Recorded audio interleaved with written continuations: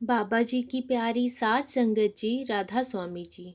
संगत जी, 16 नवंबर शनिवार को बाबा जी और संगत के बीच हुए सवाल जवाब मैं आप सबसे साझा करने जा रही हूँ। संगत जी, 15 नवंबर शुक्रवार को बाबा जी और संगत के बीच में जो सवाल जवाब हुए थे वह भी इस चैनल पर साझा किए गए हैं, उन्हें भी अवश्य सुने। शनिवार को सवाल जवाब के वक्त एक लड़की ने बाबा जी को बहुत हंसाया और बाबा जी ने भी पूरी संगत को बहुत हंसाया। डेरा ब्यास में शनिवार के दिन बहुत ज्यादा धुंध थी।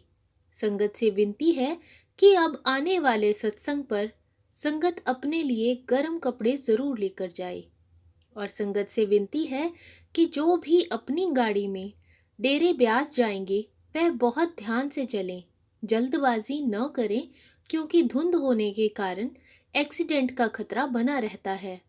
अपना भी ख्याल रखें और अपने आसपास वालों का भी ख्याल रखें। संगत से विनती है कि वीडियो को पूरा सुनें और चैनल को सब्सक्राइब ज़रूर करें। किसी ने बाबा जी से पूछा कि बाबा जी, कामयाबी किसे कहते हैं? तब बाबा जी ने कहा कि जिस दिन हम अपना मन काबू में कर लेंगे और हमारा मन संतुष्ट होगा उसी दिन हम कामयाब हो जाएंगे। पैसा कमा लेने को कामयाबी नहीं कहा जाएगा क्योंकि सबसे ज्यादा जरूरी है मन की शांति। एक भाई ने बाबा जी से पूछा कि बाबा जी, मैं अपनी दुकान और घर पर की जाने वाले सभी कामों को सेवा समझकर कैसे करूं? तो बाबा जी ने उसे समझाया कि जब हम किसी काम को बिना किसी स्वार्थ के निष्काम भाव से करने लगते हैं तो वह अपने आप ही सेवा लगने लगती है, और अगर हम किसी काम को भी गिनती में लाने लग जाएं तो फिर उसमें सेवा भाव नहीं रह जाता। फिर एक बहन ने बाबा जी से कहा कि बाबा जी, आपने हर मुश्किल में मेरा साथ दिया है और मैं जानती हूँ कि आगे भी आप हमेशा मेरे साथ खड़े रहोगे। आपका बहुत बहुत शुक्र है इतनी अच्छी जिंदगी देने के लिए। तब बाबा जी ने उसे कहा कि बेटा, हमें हमेशा मालिक का शुक्र करना चाहिए। हमें उस मालिक की अभी पहचान नहीं है, इसलिए हम गुरु का शुक्र करने लग जाते हैं। सब कुछ करने वाला वही मालिक है। फिर एक भाई ने बाबा जी से पूछा कि बाबा जी, जब मैं भजन सिमरन पर बैठता हूँ तो मुझे बहुत डर लगने लग जाता है। तब बाबा जी ने कहा कि हमें जिस काम से डर लगता है, हम अगर उस काम को बार बार करने लग जाएं, तो एक दिन मन का डर अपने आप निकल जाएगा। बाबा जी ने समझाया कि आप सिर्फ भजन सिमरन की तरफ ही ध्यान दें।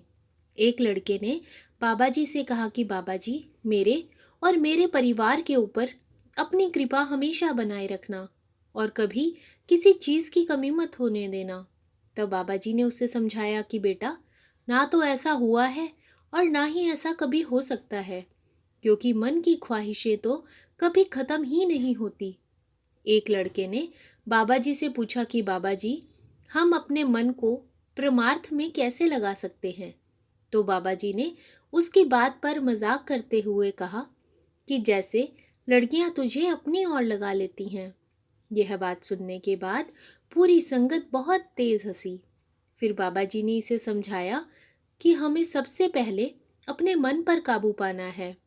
मन हमें कभी भी एक जगह नहीं टिकने देता और मन पर काबू भजन सिमरन करके ही पाया जा सकता है।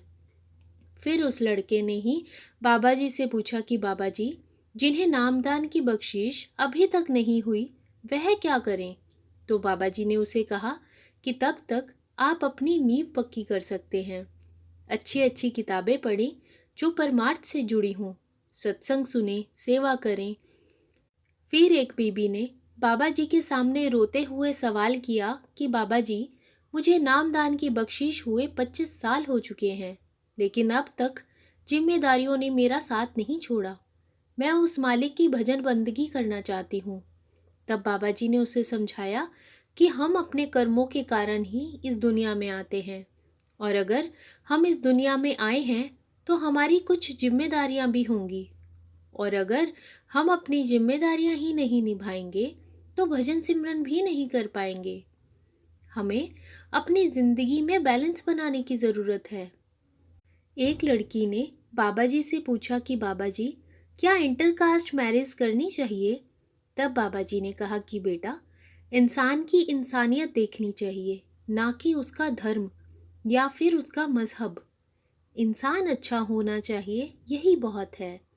फिर एक लड़की ने बाबा जी से कहा कि बाबा जी, मैं डेरे में पहली बार आई हूँ और मुझे पंजाबी लड़के बहुत अच्छे लगते हैं। उसने कहा कि बाबा जी, मुझे ना पंजाबी लड़के से ही शादी करनी है। यह बात सुनने के बाद हजूर जी भी बहुत हंसे और बाबा जी ने भी हंसते हुए उस लड़की को जवाब दिया कि बेटा, पंजाबी लड़के तो बहुत बदमाश होते हैं। फिर एक लड़की ने बाबा जी से सवाल किया कि बाबा जी, लोग कहते हैं कि मंगलवार को कपड़े नहीं धोने और वीरवार को सर नहीं धोना, तो क्या इन बातों के पीछे कुछ सच्चाई है? क्या हमें यह माननी चाहिए? तब बाबा जी ने हंसते हुए कहा कि कहते तो यह भी हैं कि रात को नाखून काटने से मामा घर का रास्ता भूल जाता है। बाबा जी ने कहा कि मैं तो हमेशा ही रात को नाखून काटता हूँ, मेरा मामा तो कभी रास्ता नहीं भूला। संगत जी, ये थे बाबा जी और संगत के बीच हुए डेरा ब्यास में शनिवार के सवाल जवाब। अगर आपको वीडियो अच्छी लगी हो तो कमेंट बॉक्स में राधा स्वामी जी जरूर लिखें। वीडियो को लाइक, शेयर और चैनल को सब्सक्राइब ज़रूर करें। राधा स्वामी जी।